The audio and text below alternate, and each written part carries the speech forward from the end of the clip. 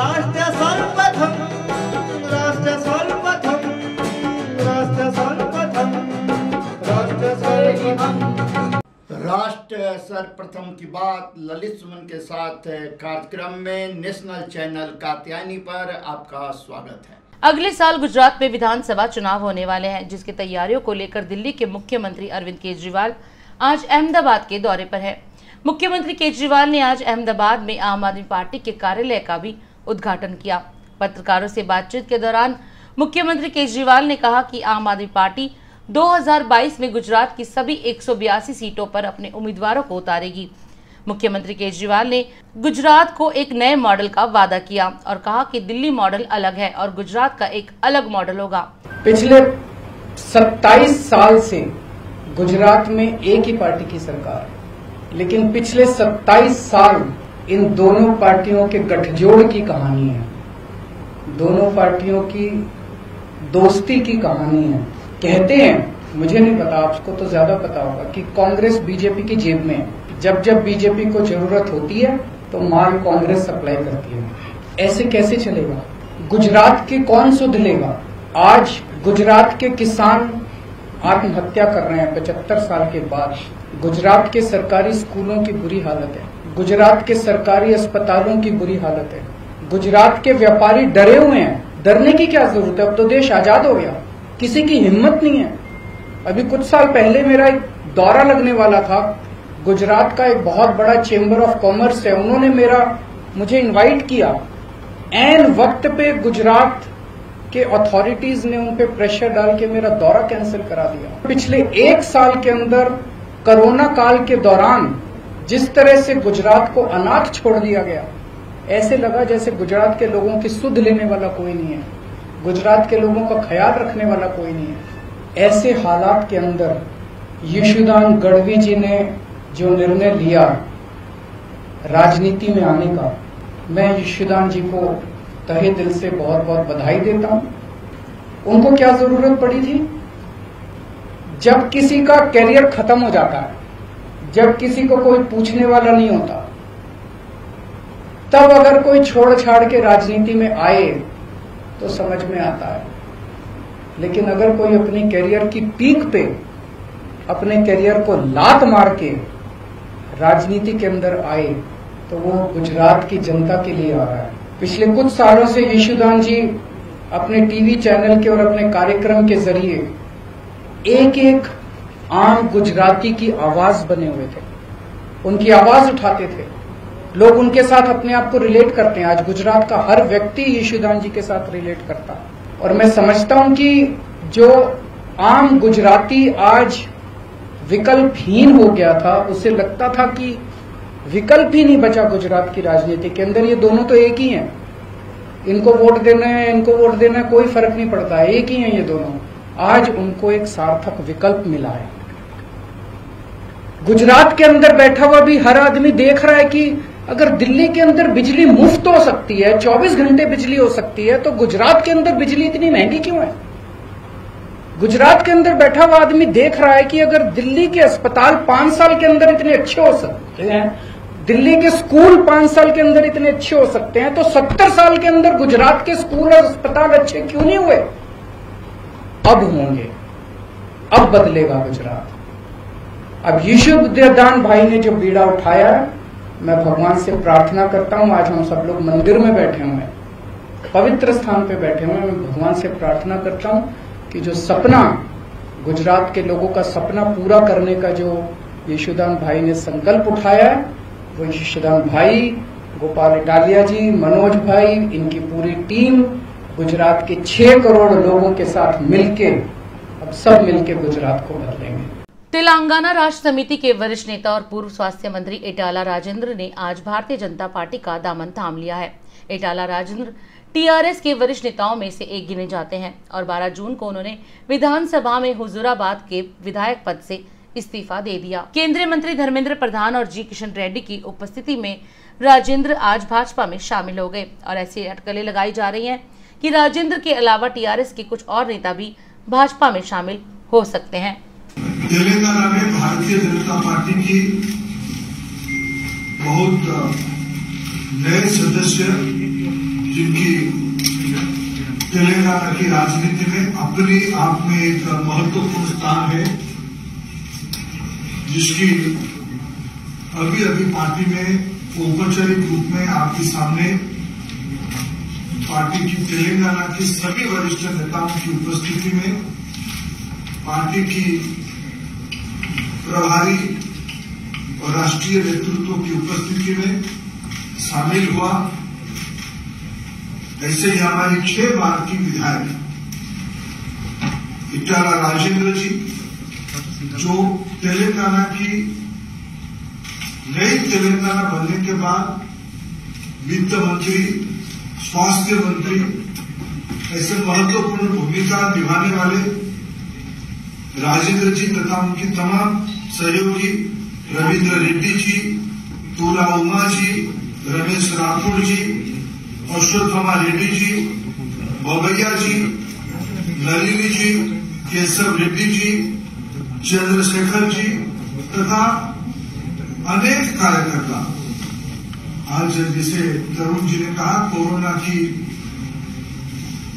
Limitations के कारण हम सभी को यहाँ सदस्यता नहीं दे पाए, लेकिन सब को हम पार्टी में स्वागत करते हैं। ये तो कर्नाटक के बाद अगले जब चुनाव होगा, तेलंगाना में भारतीय जनता पार्टी की सत्ता आना तय है। जीटीबी नगर विधानसभा क्षेत्र में दिल्ली प्रदेश कांग्रेस कमेटी के अध्यक्ष अनिल चौधरी की अध्यक्षता में कांग्रेस पार्टी के नेताओं व कार्यकर्ताओं ने गरीबों व जरूरतमंद लोगों के बीच निःशुल्क भोजन वितरण किया और उन्हें निःशुल्क मेडिकल किट भी वितरित की। राष्ट्र सर्वप्रथम से बातचीत के दौरान दिल्ली प्रदेश कांग्रेस कमेटी के अध्यक्ष अनिल चौधरी ने दिल्ली सरकार पर निशाना साधते हुए कहा कि दिल्ली सरकार ने कोरोना की पहली लहर से कोई सबक नहीं लिया, जिसका खामियाजा दिल्ली की जनता को कोरोना की दूसरी लहर में भुगतना पड़ा। कांग्रेस पार्टी लगातार कार्य कर रही है कोरोना काल में। सबसे पहले क्या केंद्र सरकार का कैसा कार्य रहा है? सच्चाई इस संक्रमण काल में जो देश की स्थिति बद से बदतर हुई, उसके लिए सीधे तौर पर यदि कोई जिम्मेवार है तो ये सरकारें हैं जिन्होंने इस कोविड को गंभीरता से नहीं लिया। राहुल जी की चेतावनी के बावजूद सरकारों ने कदम नहीं उठाए। पहली गलती से सीख ना लेते हुए दूसरी को सुधारा जा सकता था, उन्हें उसकी रिपीटेशन कोरोना की दूसरी वेव ने जिस तरह से तांडव मचाया है और जो मौतें हुई हैं, उन्होंने भी इन सरकारी दावों की पोल खोल दी कि किस तरह की व्यवस्थाएं दिल्ली में, चाहे हम चिकित्सा की बात करें, हॉस्पिटल्स की बात करें, लोगों के भूख प्यास के संबंध में मदद की हम बात करें, तो हर मोर्चे पर सरकार से फेल हो पाई। बहुत बहुत धन्यवाद। ये हमारे साथ दिल्ली प्रदेश कांग्रेस के अध्यक्ष चौधरी अनिल कुमार जी थे। वे जीटीबी नगर में 14 वार्ड में लोगों को ब्लॉक अध्यक्ष राम मलिक की तरफ से उपलब्ध कराए गए मेडिकल किट और दवाइयाँ वितरण करने आज जीटीबी नगर पहुँचे हैं और काफी मेहनत भी कर रहे हैं। प्रदेश अध्यक्ष शुरू से ही कोरोना काल में यह गरीबों की सेवा में लगातार अनवरत लगे हैं। 22 वर्षों से प्रकाशित मदर इंडिया पत्रिका, पढ़ते रहे देश दुनिया की खबरों के लिए।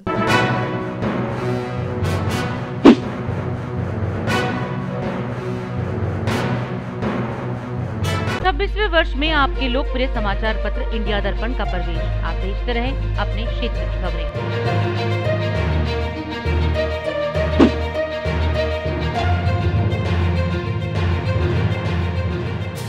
राजधानी दिल्ली में कोरोना की तीसरी लहर की तैयारियों के क्रम में मोतीनगर विधानसभा क्षेत्र के विधायक शिवचरण गोयल ने आज मोतीनगर के आचार्य भिक्षु अस्पताल में हाईटेक एम्बुलेंस का उद्घाटन किया।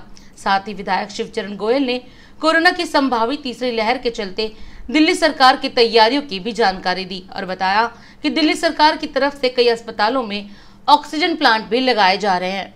जब दिल्ली सेकेंड वेव से कोरोना से जूझ रही थी, उससे भी पहले ये एम्बुलेंस आ चुकी थी हॉस्पिटल के अंदर, लेकिन हमने इसका उद्घाटन नहीं किया था और यहाँ हैंडओवर हो चुकी थी और तमाम इन्होंने पेशेंट की सेवा की है और जहाँ भी इस एम्बुलेंस की आवश्यकता हुई, ये हर जगह दिन रात काम पे रही।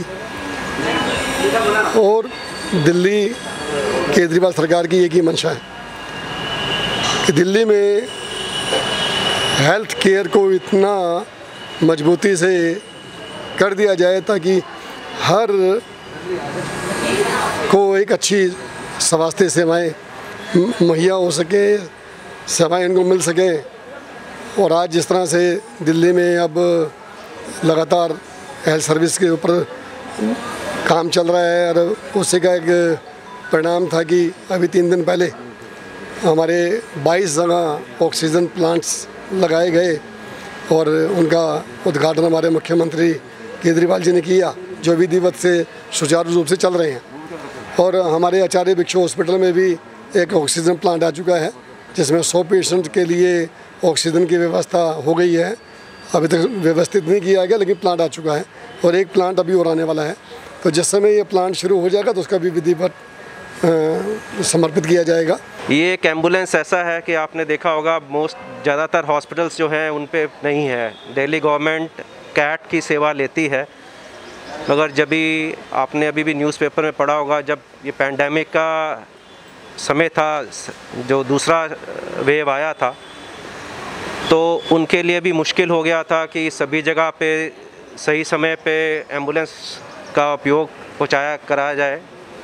हमारे को ये एम्बुलेंस बहुत ही काम आई पेशेंट के लिए, और जिस तरह से भी हमारा उसका सहयोग हमें चाहिए था, 24/7 दिन में रात में ये हमेशा हमारे पास थी। हमारा स्टाफ है, हमारे पास ड्राइवर्स हैं अपने, उन्होंने बहुत मेहनत से हमारे पेशेंट ट्रांसफ़र करने के लिए, पेशेंट लाने के लिए, बॉडीज़ ले जाने के लिए सब इसका उपयोग किया। सुविधाओं से सुसज्जित किया जाता है, लगातार वो कार्य चलते रहते हैं। आज भी देखा जा रहा है कि इतिहास गवाही देगा, कोरोना काल के समय में आचार्य भिक्षु हॉस्पिटल ने जितनी जिम्मेदारियां निभाई वो एक अपने आप में मिसाल कायम करती हैं। मरीजों के लिए लगातार इलाज, सारी सुविधाएं दी गई। आज ये कोरोना के समय के अंदर भी इस तरीके का उद्घाटन करना, जिस समय आप देख रहे हैं लोग अपनी समस्याओं से नहीं निकल पा रहे, लेकिन हमारे विधायक श्री शिवचरण गोयल जी ऐसे हैं जिन्होंने हाईटेक एम्बुलेंस के उद्घाटन, जो कि जनता की सेवा में लगातार कार्य करती रहेगी। कि दिल्ली सरकार ने जो ये ठान रखा है कि कोरोना को हम भगा के ही दम लेंगे, कोरोना मुक्त दिल्ली को बनाएंगे, उसी की कड़ी में ये एक छोटा सा प्रयास ये भी है। यहाँ हमारे हॉस्पिटल में, आचार्य भिक्षु हॉस्पिटल में टेस्ट फ्री है, हर चीज़ फ्री है, दवाइयाँ फ्री हैं, डिफरेंट तरह की बीमारियाँ जो यहाँ पे देखी जाती हैं। लेकिन आजकल सिर्फ ये कोविड का सेंटर बना हुआ है। कि एक एम्बुलेंस हॉस्पिटल को शिवचरण गोयल जी के सौजन्य से डोनेट की जा रही है, ताकि ये तैयारी एक जो है ना दिल्ली के अंदर, और दिल्ली हमेशा तैयारी का एक एग्जाम्पल बनता है पूरे देश के लिए। और जिस तरीके से कोरोना का संकट देश में आया, पिछले साल फर्स्ट लहर थी, उस वक्त सेकेंड लहर आई, काफ़ी ज़्यादा नुकसान हुए और जान से भी कई लोग गए हमारे जो प्रिय थे। और देखो वो कमियां पूरी नहीं हो सकती, लेकिन उसके साथ साथ जो अरविंद केजरीवाल जी हैं, जो हमारे स्वास्थ्य मंत्री सत्येंद्र जैन जी हैं, वो बहुत गंभीर हैं अपनी दिल्ली की जनता के लिए। आज के दौरान जो भी आज पीछे आप देख पा रहे हैं, जो इस चीज़ का आने वाले समय पे बहुत ज़्यादा उपयोग होगा। हम लोगों को जैसे बोला जा रहा है कि 3rd वेव आने वाली है, हम लोग पहले से ही अरविंद केजरीवाल जी और शिवचरण गोयल जी ने अपनी पूरी प्रयासों के साथ यहाँ पर ये चीज़ खड़ी कर दी है, और ये सब जनता के लिए। अब तक एम्बुलेंस की जितनी भी सेवाएं हुई हैं, उसके लिए मोतीनगर विधानसभा में बहुत फ़ायदा होने वाला है। और एम्बुलेंस में आपने ये देखा होगा, जगह जगह फ़ोन करते रहते थे, एम्बुलेंस मिलती नहीं थी।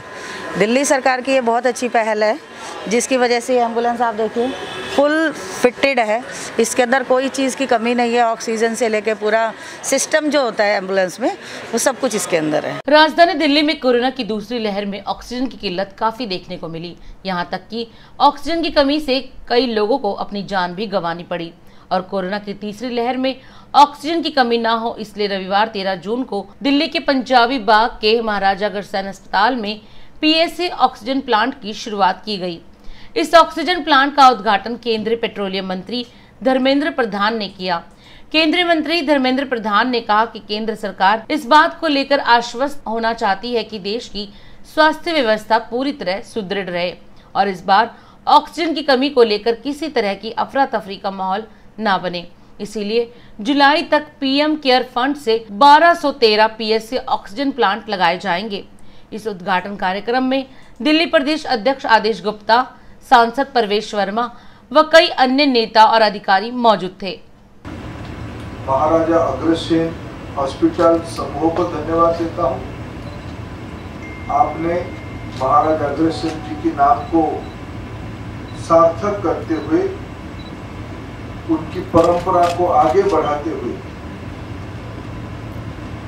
सामाजिक काम की एक नया आयाम आपने शुरू किया है। विशेष करके दिल्ली में हेल्थ सेक्टर में और एनसीआर में हेल्थ सेक्टर में, वो यहाँ का पंजाबी बाग स्थित इस हॉस्पिटल हो, द्वारका वाले हॉस्पिटल हो, या आने वाले दिनों में बहादुरगढ़ में शायद जिस प्रकार की कल्पना आप लोगों ने सबने हमको बताया, शायद ये देश की एक प्रमुख चिकित्सा केंद्र बनाने की आप लोगों की जो सपना है वो भी हो।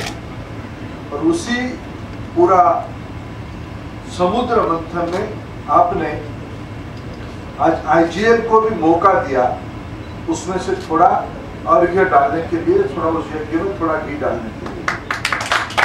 संकट के बावजूद कहीं लाइन आपने न गैस की देखी, न किसी पेट्रोल पंप पर देखी, न किसी सीएनजी पंप पर देखी।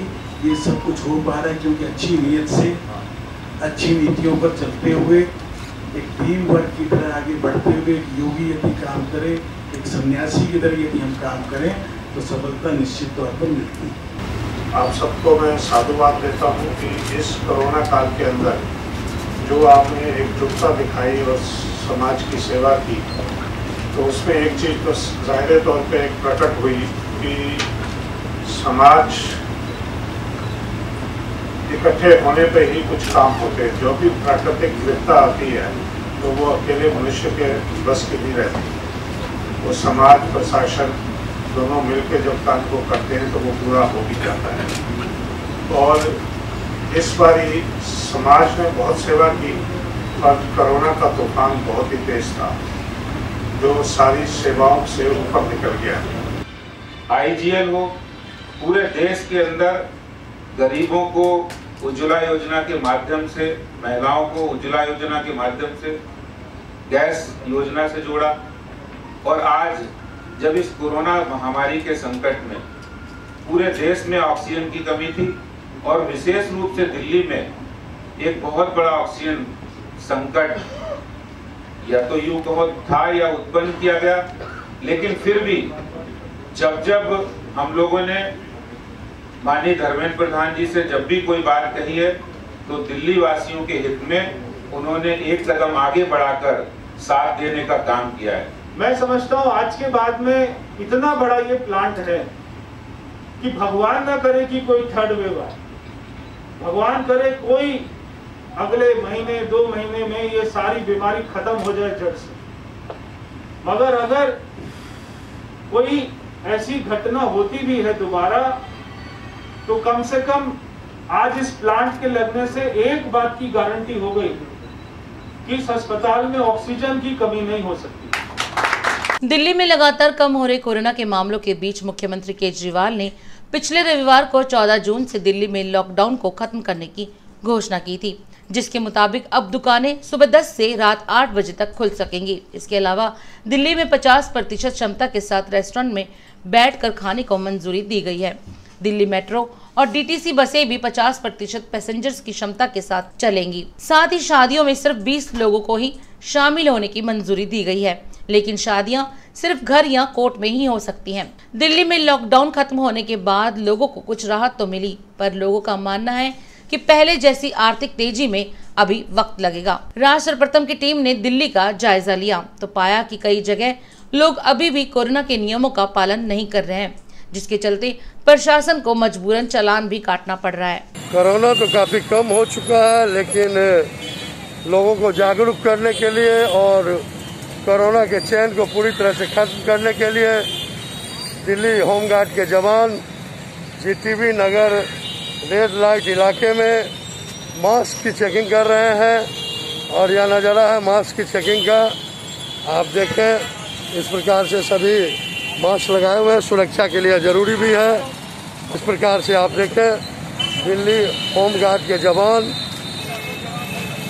गुरु तेग बहादुर नगर रेड लाइट पर मास्क की चेकिंग में अनवरत लगे हैं और यह ज़रूरी भी है कोरोना के चेन को तोड़ने के लिए।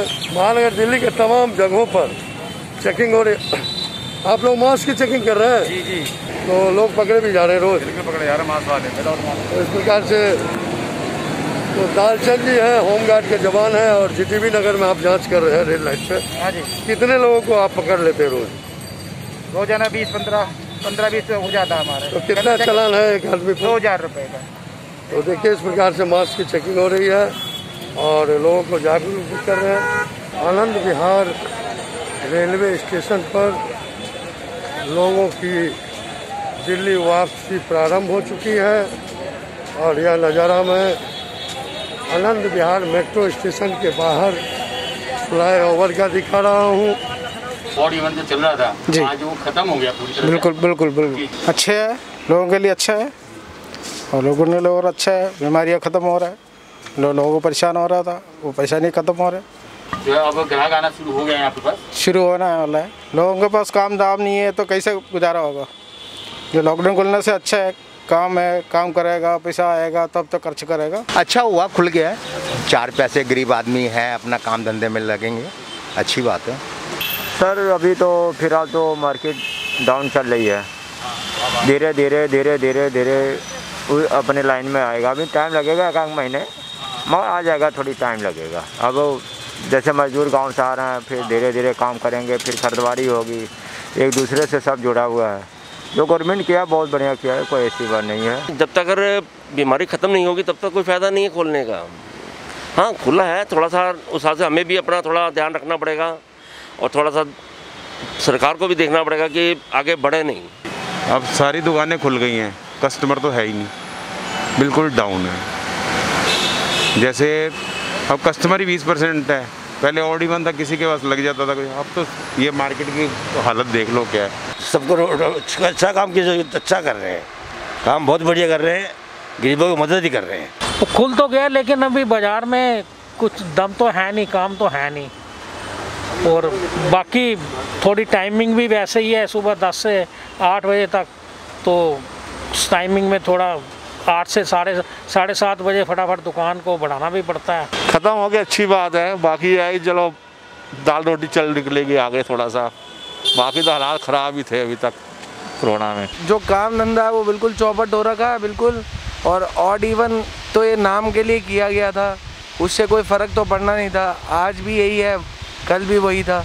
सरकार से बस यही दरख्वास्त है कि बस अपनी इकॉनमी लेवल बढ़ाइए। मेक इन इंडिया अगर कहते हैं तो मेक इन इंडिया बनाइए। काम धंधा नहीं है, लोगों का पैसा नहीं है, कस्टमर है नहीं, दुकान का किराया चल ही रहा है, लोगों का लेन देन चल ही रहा है, परेशानी तो बढ़ता ही जा रहा है ना दिनों के। अच्छा वो खुल गया तो थोड़ा रोज़गार बढ़ेगा, ग्राहकी बढ़ेगी, कुछ 2 पैसे गरीब आदमी के जेब में आएंगे, अपना घर का खर्चा चलाएगा। लॉकडाउन में घर बैठे थे, क्या हुआ? कुछ भी नहीं हुआ, घर से ही खा रहे थे। तो किसे संदेश देना चाहेंगे? यही संदेश देना चाहेंगे, जहाँ भी जाओ मास्क बांध के लगा के जाओ और थोड़ा दूरी का ख्याल करो। जो ऑड इवन का सिस्टम था और जो अभी कोरोना का वेव गया है, उसमें तो बहुत ही ज़्यादा तकलीफ हुई है। सरकार ने मिडिल क्लास को कोई भी हेल्प देने के लिए नहीं सोचा है, गरीबों को राशन देने के लिए उन्होंने सोचा है, सब चीज़ ऑटो वालों के लिए सोचा है। लेकिन सरकार को इस दौरान भी सोचना चाहिए। एक एवरेज दिल्ली में 3 से 4 लोग हर दुकान में काम करते हैं, तो एक मिडिल क्लास वर्ग के लिए भी सरकार को सोचना चाहिए। सिर्फ ये नहीं है कि आप एक ही वर्ग के लिए सोचोगे, उस मिडिल क्लास वर्ग के लिए भी सोचो। नहीं, पूरी तरह से ख़त्म तो नहीं किया, अभी ये फेज़ वाइज ख़त्म कर रहे हैं धीरे धीरे। अब जैसे जैसे केसेस अगर बढ़ेंगे तो दोबारा इनको इम्प्लीमेंट करना पड़ेगा, बढ़ाना पड़ेगा। 22 वर्षों से प्रकाशित मदर इंडिया पत्रिका, पढ़ते रहें देश दुनिया की खबरों के लिए।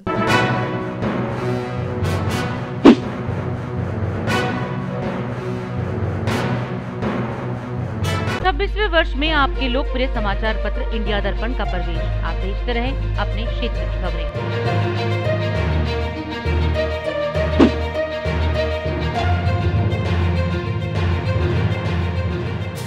राष्ट्र सर्वप्रथम की टीम आज आपको दिल्ली के नरेला में स्थित शीतला माता मंदिर के दर्शन करवा रही है। हिंदू मान्यताओं के अनुसार शीतला माता को रोग मुक्त करने वाली देवी माना जाता है। बच्चों की दीर्घायु और अच्छे स्वास्थ्य के लिए लोग शीतला अष्टमी व्रत भी रखते हैं। ये व्रत हर साल होली के 8वें दिन रखा जाता है। इस दिन माँ शीतला की पूजा अर्चना बहुत ही विधि विधान से की जाती है और इस दिन माता को बासी भोजन का भोग लगाने की परंपरा है। इसी भोजन को लोग स्वयं भी ग्रहण करते हैं और ऐसी मान्यता है कि इस दिन माता शीतला की पूजा करने से माता प्रसन्न होती है और चेचक व संक्रामक रोगों से मुक्त करती है। राष्ट्र प्रथम से देखिए संवाददाता मिहिर झा की रिपोर्ट। माँ शीतला भवानी के भव्य मंदिर जो पिछले 3 साल पहले बना है, आप सभी दर्शन करें, पूजन करें और भक्तगण यहाँ आकर मनोवांछित फल की प्राप्ति करते हैं। नरेला के सुप्रसिद्ध माता शीतला भवानी का मंदिर है और यहाँ लोग बताते हैं कि यह सैकड़ों वर्ष क्या आदिकाल से यह मंदिर यहाँ पर शीतला भवानी की है और सदा के साथ नरेला ही नहीं, नरेला के आसपास के भक्तगण माँ शीतला भवानी का दर्शन पूजन कर मनोवांछित फल की प्राप्ति करते हैं।